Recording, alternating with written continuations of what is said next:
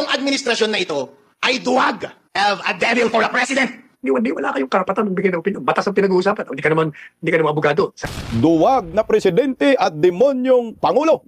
Ang tawag ni Atty. Harold Respicio kay Bonget na malapit na magnas, na uupos na parang kandiyang itim. Duwag talaga para sa akin kasi pag hindi ka duwag, bakit takot ka, no? Takot ka na may mag-rally, takot ka na may sisigaw na BBM resign, sedition agad, takot ka na may mag-criticize, ipapakulong agad, takot ka sa mga kritiko mo. Yan ang duwag. Binubusalan lahat ng media para ibalita, puro kagandahan, puro naman palpak, ginigipit lahat, pinapakulong ng mga kritiko, mga inayupak. Duwag talaga. Attorney Salpanelo, Nerel Talk, itong si One Ball University. Tinawag na isang katangahan ang mga pinagsasabi niya tungkol sa desisyon ng Korte Suprema kaugnay sa pagbasura sa impeachment laban kay Vice President Inday Sara Duterte. At dagdag ng naturang abogado, na naturang spokesperson, Attorney Salpanelo, ni dating Pangulong Duterte, wala kang alam dahil hindi ka abogado. Ikaw ay abugago. Yan na po ang mahirap kasi nga, nagaling-galingan ka, no? Feeling mo, ikaw ay may alam sa batas. Feeling mo, ikaw ay abogado. Yung pala, ikaw ay abugago. No? Yan ang masakit yan Feeling lang niya yun. Yan ay nakakahiya po. Magandang tanghali po sa ating lahat. Palike po muna, pa-share, pa-subscribe, pakipindot po ang inyong notification bell para lagi po kayong ma-notify sa ating mga bagong mga video. At suportahan po rin natin ang aking pangalawang YouTube channel, Bisdak Historiador. Pag-usapan po natin muna, unahin natin itong mga banat ni Atty. Salpanelo bago kay Atty. Harold Respicio. Ito ay nagbunga dahil nga sa pagkontra ni Tuta Soto sa desisyon ng mga katastasan, hukuman, kagalang-galangan. Narito po, pakinggan natin po ang mga banat ni Atty. Salpanelo.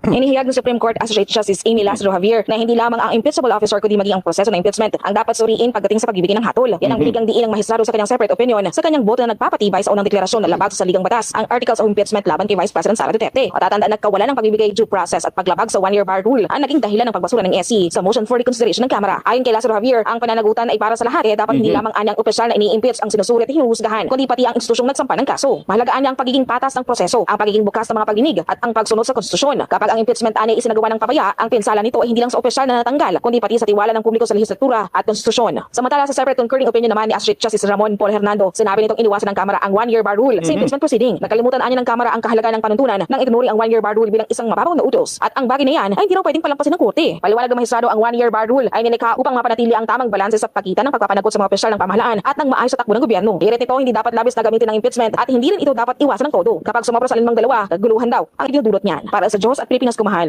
Dapat nga kakasuhan yung si Martin Romualdez at mga kongresista na pumirma doon sa impeachment laban kay Inday Sara ng grave abuse of power. Masyado nang inabuso nila yung kapangyarihan, hindi po nila dinaan sa tamang proseso, nagpirmahan lang yung mga pumirma, hindi man lang binasa, hindi man lang tinalakay yung impeachment at hindi man lang dumaan sa Committee on Justice. Talagang pinapabilis nila pina-fast crap nila. Wala Nasilip sila ng Korte Suprema. Nakita-kita naman din ng maraming Pilipino kahit hindi ka abogado, alam mo, ang pinanggagawa ng mga kongresista. Talagang ginagago nila yung proseso. Isipin mo yan, wala pang ilang oras, nakapirma, wala mang public hearing, wala mang diskusyon dyan sa Kamara. Hindi natin alam kung paano nila in-impeach si Vice President Inday Sara at hindi man lang binigyan ng kopya si Inday Sara tungkol sa complaint. Minatik lang nila Kaya ang resulta, bolilyaso, return to sender. Kaya tinuluyan ang binasura. Ang problema, marami po talagang mga mambabatas, senador, kongresista ang hindi umuyon. Lalo na po ito si One Ball University sa Itbulaga na si Tuta Soto, na tutang-tuta, halatang merong plano maging Vice President, maging Pangulo. Anak ng kagwang. Wag na, Tuta Soto. Ayaw namin magbulagaan sa Pilipinas. Tama na yan dyan kayo sa Itbulaga, mga hunghang kayo. Kaya ito, binanatan ni Atty. Salpanelo. Katangahang! Gonzales, SMNI News. Yan po, Atty. Ano po masabi ninyo sa ulat na ito?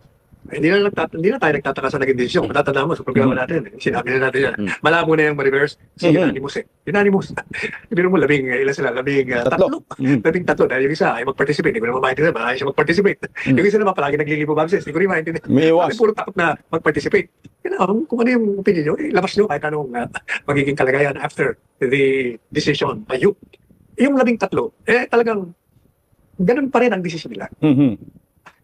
Tapos, itong mga kontra, siyempre, nagwawala. Parang mga asong ulol na nagagalit sa Korte Suprema. Asong ulol, si Tuta Soto. Wala kasi, ang boto kasi 13-0. Kumbaga, nung una pa lang, tinapos na. Dapat ngayon wala nang motion for reconsideration, tapos na yun eh. Ang ginawa lamang ng Kamara para hindi sila mapahiya, no? Para sabihin ay totoo yung aming nirereklamo, may basihan. Kaya nag-ano sila, nag-motion. Para hindi sila mapahiya sa nagbusal sa kanila. Kasi akala nila papapalusutin ng Korte Suprema. Kasi may dumulog yung kampo ni Vice President Inday Sara. Kaya nagiging 13-0. So unanimous pa rin yung desisyon. Eh ito ay isang malaking kahihiyan din. Parang sinampal sila dito ng kambal na sampal. Kaliwat ka ng back and forth. Parang sinabi, ang kulit nyo. Sinabi na nga na nilabag niyo yung 1-year barrel. Tapos ngayon, ito, mag-motion pa kayo? Wala. Sinabi rin niya ni Atty. Harry Roque at I think si Atty. Senador Marcolita. Pag ganyan ang desisyon, unanimous. Wala na talagang ano yan. Wala na talagang, hindi na talaga mabago yan. Baga, good as final decision na yan, final and executory. Kaso nga lang, ang titigas ng mga buhaya, kasi nga, siyempre, malaki ang bayad. Ayun, nag-motion pa rin. Pero anong resulta? Napahiya pa rin kayo at naggaling-galingan yung mga hindi abogado. Tuloy, Atty. Sal. Kaya ang problema, pag kontra sa kanila ang desisyon, mali ang Korte Suprema. Correct. Pag pabor, praises to heaven sila. Alam po ninyo, ang Korte Suprema ay may kapangyarihan.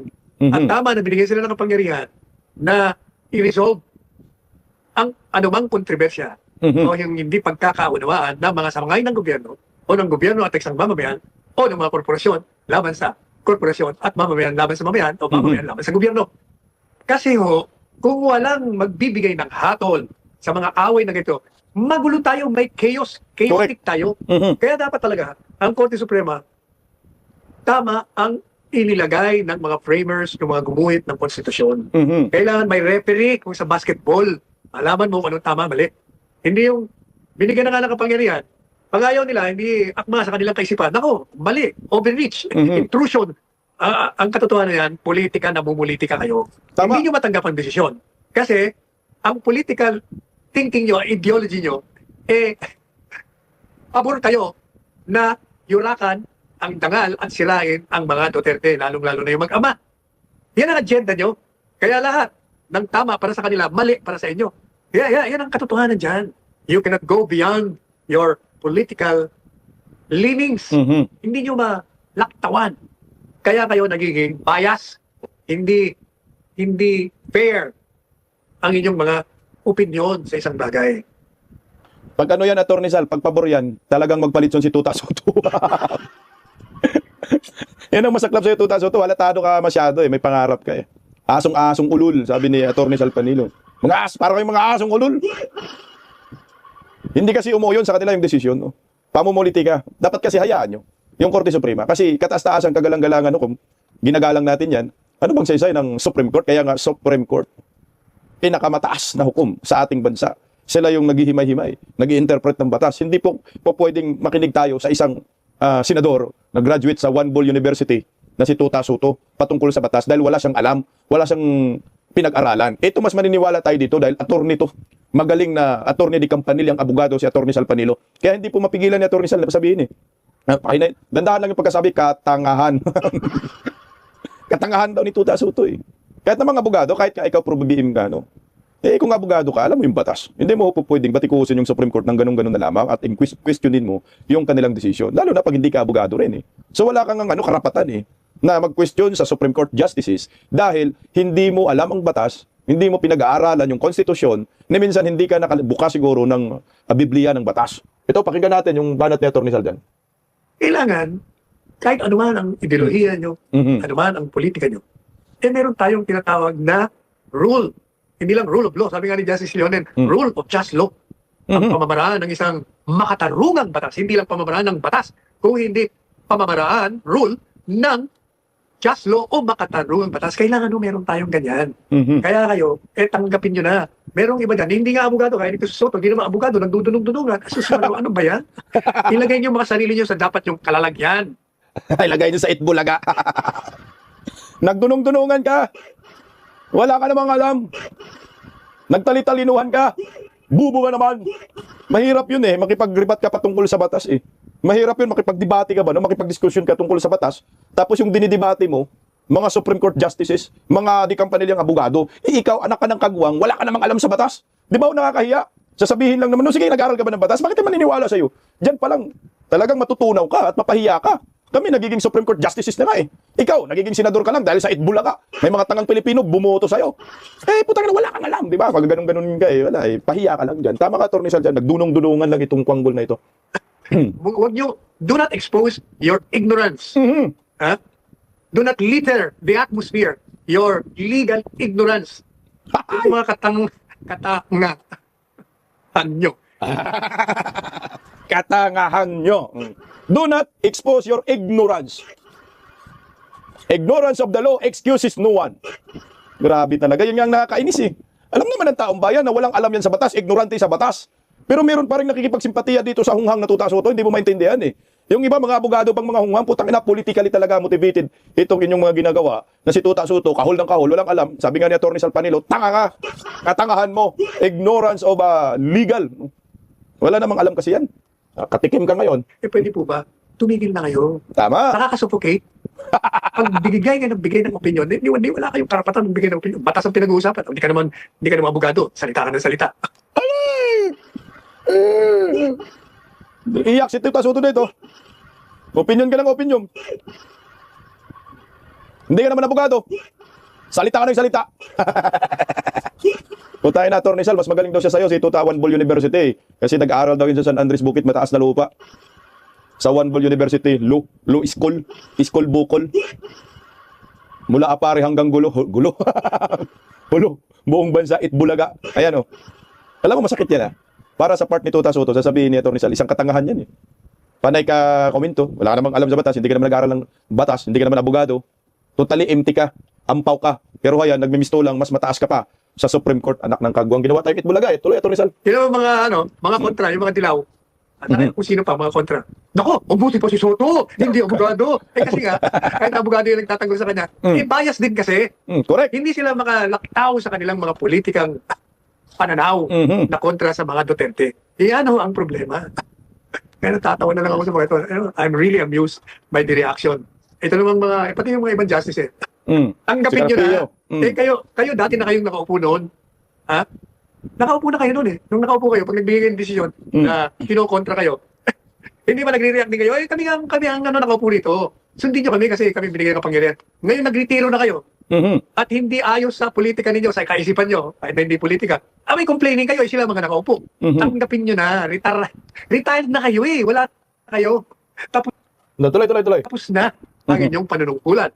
Wala na kayong kapangyarihan. Tingnan mo, doon ako sa doon muna ako sa sinabi ni Atty. Sal Panelo. May mga abogado, mga dilawan, na pinupuri si Soto dahil kahit hindi daw abogado, alam, putang ina, isang kalukuhan po yan Panlilinlang lang yan sa kapwa, panlilinlang lang yan sa tao. Paano mo masasabi na tama si Tuta Soto? Walang ang alam yan, hindi nga abogado Sinabi nila yon dahil nga, ang kinukontra ni Tuta Soto, yung kontra din nila, na si Vice President Inday Sara Duterte, iyan ang nakakalungkot. Dahil mas naniniwala tayo sa isang senador na walang alam sa batas, isang katangahan lamang, kagaguhan. Pero sa mga justices, sa Supreme Court, kini-question natin yung kanilang desisyon. Yan yung nakakainis ba? Kasi kung gano'n na lang ang ating mga disposisyon sa buhay, na kapag hindi pabor sa inyo yung desisyon ng Korte Suprema, magmamaktol kayo. Na ngayon ay nakikita po natin, ang desisyon ay pumapabor sa mga Duterte. Di ko mo ay hindi pabor sa inyo, mali na ho yung sinasabi ng Supreme Court. Pwede siguro, maglabas kayo ng pagka-dismaya, ay talo kami, may problema talaga kami. Ganun sana. Pero kung maglabas kayo ng pagka-dismaya, mali kayo. Ito yung tama ang tanga nyo. Kagaya yung isang anak ng kamuti na to, abogadong ito, tuta rin ni Bongbong Marcos. Mamaya, pag-usapan natin, tuloy natin si Atty. Sal Panelo. Pa kayong tinig o boses. Pero huwag niyong ipagpilitan. Unanimous na nga Correct. Alam mo, natatawa na lang sa mga... Kagaya ni alam ko yung tinutukoy ni Atty. Sal Panelo na dating justice. Si Antonio Carpio. Alam naman natin yan, talagang yung mga statement yan, hindi yan pumapabor sa mga Duterte kasi anti-Duterte dilawan nga yan. Dapat nga ikaw, Antonio Carpio, basta mga Antonio, mga siraulo, ikaw yung magprotekta sa desisyon ng mga justices dahil ikaw nagiging justice din ng Supreme Court. Huwag yung parang, putang ina, gumagatong ka pa kay Tuta Soto, sasabihin mo pa, okay yan, tama yan. Hindi Kailangan ilagay mo sa tama ang inyong statement dahil dati po kayong justice ng Supreme Court. May mga decision din po kayo na hindi rin naman question ng mga Duterte at hinayaan po kayo. Pero ito, nakakagagi nga dahil yung nagbigay ng statement, hindi abogado, walang pinag-aralan sa batas. Ni minsan, hindi man lang yan nakabuka siguro ng 1987 Constitution at mag-interpret ng todo. At hindi rin kasi pwede siya mag-interpret dahil hindi siya abogado.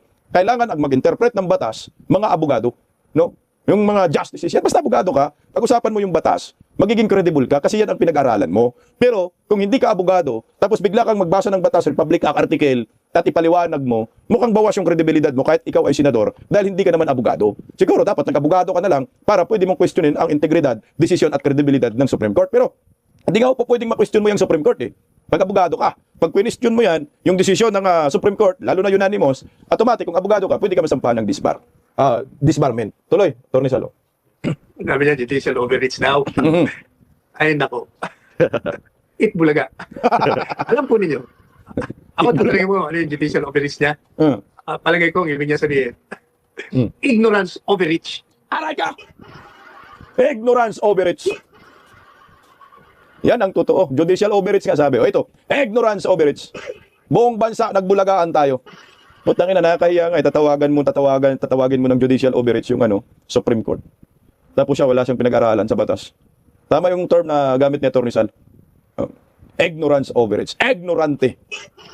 Wala masyadong nagyayabang eh. Hindi ka abogado. Nako! Huwag kang magkakamali na pumasok ka sa teritoryo ng mga abogado. Bong! Hindi ka abogado. Huwag kang magkamali na papasok ka sa teritoryo ng mga abogado. Tama. Kasi bigyan kita ng halimbawa. No? Lahat tayo may mga profesyon. Lahat tayo may mga expert. No? Lahat tayo may mga specialty. Na tanging pinag-aralan po yan. Hindi po yan basta-basta lang makukuha mo yung eksperto na yan pag hindi mo pinag-aralan. Kagaya ito, Tuta Soto. Ikumpara kita sa tinatawag na doktor at sabihin na lang natin pulis. Doktor at pulis. Ang pulis ay eksperto sa law enforcement. No? Ang doktor ay eksperto sa paggagamot ng may sakit. Kung merong isang tao na may sakit, ooperahan, pwede bang yung pulis ang mag-opera sa tao? Ang sagot, hindi. Kasi hindi yan yung kanyang expertise, hindi yan ang kanyang profesyon. At hindi basta-basta mag-opera, kailangan pasado ka rin, di ba? Yan ang sinasabi ni Atty. Sal Panilo. Huwag mong pasukin ang hindi mo teritoryo. Talagang mangangamuti ka. Isa pang halimbawa, pulis, doktor pa rin, di ba? Kung merong krimen na nangyayari, na kailangan ng law enforcement unit, law enforcement agency, pwede ba na ang mag-enforce ay ang doktor na walang alam paano mag-enforce? Ang sagot, hindi. Ito yung nangyayari kay Tuta Soto. Huwag mong pasukin ang hindi mo teritoryo. Sa usapang kalsada. Meron tayong tinatawag na mga teritoryo yung sa mga bandang Tondo, di ba? May mga lugar yan na may mga gang, may teritoryo sila. Pag yung isang miyembro ng gang ay lalampas sa teritoryo ng kabilang gang, panigurado bugbog ka. Bubugbugin ka nila. Yan ang tinatawag na Atty. Sal Panilo. Huwag kang pumasok sa hindi mo teritoryo. Tuloy, Atty. Sal. Huwag mong ipakita ang pagka-ignorante mo. Ignorante ka na nga. Huwag mong ipakita yung pagka-ignorante mo. Ignoranteng Itbulaga. Grabe, dinurong talaga ni Atty. Sal na kaya. Tuloy, oh. Nilalagpasan mo pa pagka-ignorante mo, kaya ignorance overreach ang tawag doon. Nilalampasan mo ang pagka-ignorante mo, kaya ignorance overreach ang tawag dun. Aray ko! Tuloy. Tumigil na kayo. Tingnan nyo ba? Mhm. Labag daw sa saligang batas. Mhm. Yung pagdideklara na yung articles of impeachment Mhm. ay lumabak sa saligang batas. Sa ating pong saligang batas, merong prosedimento, may procedure, may pamamaraan ng pag-file ng articles of impeachment. At klarong-klaro doon, pag final mo yan, bibigay mo sa Speaker Congress. of the House, Mhm. tapos, Speaker of the House, within 10 days, ibibigay mo sa Committee on Justice. Mhm. Ay, hindi mo nila ginawa. Tama, dinirekta Hindi eh. na nila ginawa yun. Pagkatapos, hindi pa nila binigyan ng due process na yung dinidemanda mo, tawagin mo at Bigyan ng magpaliwanag kopya. ka para malaman natin kung may probable cause o wala. Hindi rin nila ginawa yun. Marami ho silang nilabag at yun yung pinaliwanag ng isa-isa ng Korte Suprema. Hindi nila matanggap. Pinagpipilitan nila yung kanilang opinion kasi nga ayaw nila kay Duterte. Ganun lang ho yun. Tigilan nyo na yan. Tama ka dito talaga, Atty. Tama Sal. na ang ignorance overreach. Tama na. Tama na, Tuta Soto. Ignorance overreach. May bago tayong term na alam ngayon, kaya Atty. Sal Panilo, palakpakan po natin. Alam niyo ho sa akin na, pag ikaw ay wala kang alam, huwag mong ipagpilitan. Huwag mong pilitin na maka-impluwensya ka pa ng iba. Kasi magrumble tayo dyan eh. Kasi kung may kakampi sa'yo, na isang abogado, na ikaw wala kang alam sa batas, so magiging banana republic tayo dito. Hindi na natin pananiniwalaan yung Korte Suprema. So ang paniniwalaan natin, itong mga nagaling-galingan na walang alam, na sabi ni Attorney Salpanilo, na mga tanga. So, para saan pa? Yung tinatawag na college of law. Para saan pa ang propesyon ng pagkaabogado? Kung ito namang yung mga hinayupak na ito ay hindi nakikinig sa mga abogado at pati sa Supreme Court. Para saan pa ang Supreme Court? Kung yung mga desisyon nila ay kini-question natin at sinasabi natin mali. Hindi sana kayo na rin din ng mga senador ang mag-interpret ng batas. Kayo na rin ng Supreme Court.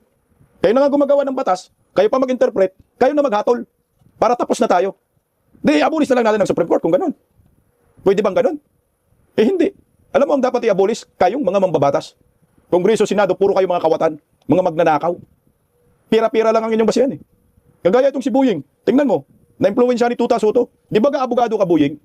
Pero bakit parang sumusuporta ka sa mga sinasabi ni Tuta Soto? Tingnan mo abogado to anak ng kagwang. Kung ikaw abogado, manindigan ka sa pinag-aralan mo. Sa bagay, bindalo nga to. Saan ba nag-aral to ng abogasiya? Sabi ni Buying, may problema tayo sa last decision ng Supreme Court. Anak ng kagwang. Supreme Court dyan, VP Sara Duterte. On VP Sara Duterte impeachment. Anak ng kagwang. I don't totally agree with that. Parang nawala yung role-making power ng House.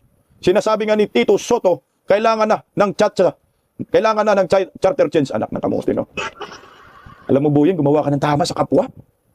Masyadong kuta ka na sa kasamaan. Kuta ka na sa panggagago sa bayan. Eh. Tama na ho yan. Eh. Mas mabuti pa itong si Manong G. Sonsa kasi hindi man to abogado, pero binanata niya si Tuta Soto dito. Ayan, oh. Vicente Tuta Soto III, we have no. You're stupid enough to even think that the Senate is not a comedy bar. Comedy bar na talaga, Manong G. Sonsa. Pwede bang non-time show? Wala na. Nagpakatanga. Pilit niloloko ang taong bayan sa kanilang disposisyon, mga animal kayo. Actually, wala na dapat pagbabasihan kasi tinanggap na talaga nila. Tinanggap na nila ang desisyon ng Supreme Court. Wala na dapat pagtatalunan. Kaya ito mga kaliwang grupo, nagsampa na naman ng impeachment laban kay Vice President Inday Sara. Kaya tumahimik ka na, Tuta Soto. Charter change, buang ka. Ayan panibagong impeachment complaint versus VP Sara inihain ng Makabayan Dak. Ang aga nga February 2 pa lang ngayon. Ang sabi ng Korte Suprema, February 6. Putang ina, andyan na naman tayo. Hindi pa tapos yung 1-year barrel Nagsampa ka na ng kaso ngayon, February 2. Iiyak na naman kayo, magrereklamo na naman kayo na binasura ng Korte Suprema ang impeachment nyo. February 6 pa mapaso yung 1-year barrel, ngayon nagsampa na kayo, di iyak na naman kayo ngayon. Ganun naman tayo. Kaya ko naman komento dyan, baka makapanood ninyo. Basta wala na, pabalik-balik na yan. Mukhang makakita na naman ng butas ang kampo ni Vice President Inday Sara Duterte. Pakinggan natin si Attorney Harold Respicio. Ito, mga abogadong maganda pakinggan. Tinawag po na demonyong Pangulo si Bangag. Tinawag pong duwag na Pangulo. Grabe. Kababayan pa niyang Tagaylocos. Ang bira ng bira sa presidenteng tinatawag ng utak ng korupsyon at demonyong Pangulo. Banat, Attorney Harold Respicio. Itong administrasyon na ito ay duwag. Kapag ikaw ay matapang, kinakaharap mo ang katotohanan. Hindi ka natatakot na magkaroon ng public proceedings para maipakita sa taong bayan kung ano talaga ang totoong nangyari. Pero bago pa maipakita yung totoong nangyari, takot ka na. Halatang meron kang itinatago. At yung mga kalaban nila, instead na harapin nila head-on, issue by issue, merit by merit, ano ang ginagawa? Kinakasuhan. Lahat ng mga nagsasalita laban sa administrasyon na ito ay may kaso. Ang mga idol ko, na si Lian Leviste, itong si Meow Meow, I love you baby. Sinuspende sa Kongreso at may kaso din. Ako may kaso din. Pina-aresto din ako. Hello sir, duwag ka ba? Bakit ayaw mo kami harapin ng diretsyo at harapin ang iyong pananagutan? Bakit puro pang didiskarte ang iyong ginagawa? Halatang meron po kayong itinatago. A devil for a president. Samo na yung Devil Corrupt President. Duwag ka ba? Alam mo kasi ako sa akin, nakikita ko rin talaga yung kaduwagan ni Bongbong Marcos. Kaduwagan at katraidoran. Kasi kagaya yung ginawa niya kay Tatay Digong, imbis na sagutin niya yung mga paratang ni Tatay Digong, nasaan ba yung gold reserve? Ilang tonelada po yung ibininta hanggang ngayon walang paliwanag. PhilHealth, no? Yung Blanco Sagaa, Maharlika Investment Fund, ngayon naman flood control. Alam anong ginawa nila kay Tatay Digong? Ngayon, trinidor. Kaduwagan. Takot na takot. Ginamit buong pwersa. Sumasandal sa mga may busal na mga military, hindi naman lahat ang mga generals. Ito ang nangyayari. Kaya tumpak yung sinabi ni Attorney Harold Respicio na may demonyo tayong Pangulo at kurakot. Tuloy, Attorney Harold. At tyrant! Kapag hindi niya sinasagot o sinusunod ang damdamin ng taong bayan, isa lang ang ibig sabihin niyan. Inuuna niya ang kanyang sarili, pinoprotektahan niya ang kanyang sarili to the detriment of the public. Kanya mismong tinatalikuran ang kanyang obligasyon sa konstitusyon. Kapag hindi niya na pinagbibigyan na umandarang maayos ang mga democratic mechanisms ng ating konstitusyon, panahon na mas lalo siyang matanggal sa kanyang pwesto dahil hindi niya na sinusunod ang mandato ng taong bayan. Ito, mas dangerous ito para sa kanya. Bakit? Kapag sinusunod natin yung intra-constitutional process of impeachment para siya ay managot, at yun pa ay tinatwart niya, ini-stymie niya, pinuprostrate niya, ano na lamang alternative ang iniiwan niya para sa taong bayan? Pinipilit mo ba ang buong Pilipinas na magrevolusyon laban sa iyo? Yun ba ang sinasuggest mo, sir? Huwag niyo kaming i-push! Ganyan na lang, sir! Revolusyon na lang, sir!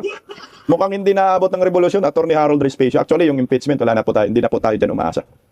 Drama na lang yan, Zarzuela Optics. Revolusyon, mukhang hindi malayo mangyari, no? Pero magugulo yan eh. Gugulo yan at saka may kukontra dyan. Lalo na yung mga dilawan. No? Ganun ang mangyayari dyan. Kasi gusto po ng mga dilawan, di ba nagsampa na naman ng impeachment ngayon. Kasi Inday Sara ay ma-impeach. Hindi si Inday Sara maging presidente. Kaya hindi yan sasali.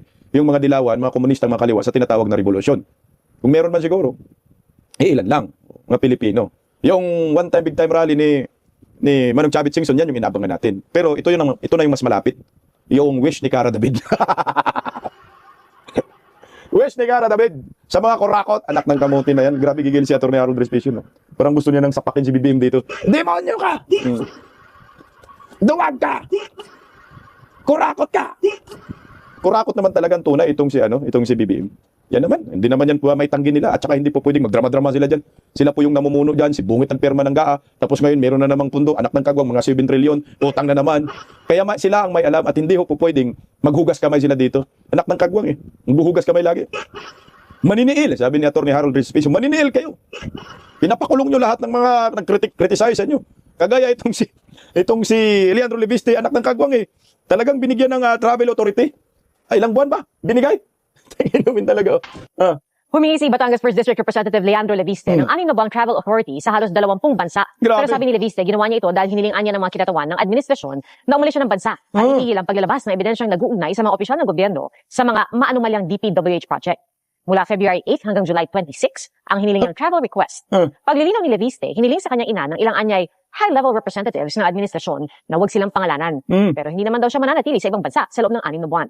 Magsasalita raw siya kung bigyan man siya ng Kongreso ng pagkakataong magsalita tungkol sa anumang issue. Sakop ng hiniling ng Travel Authority ang halos 20 bansa, kabila ang ilang lugar sa Europa. Sabi ni Leviste, plano niyang bisitahin ng Filipino community. Ayon kay Palace Press Officer Undersecretary Claire Castro, ang mga dapat malaman ng bayan ay ipinahahayag, dapat nang walang takot.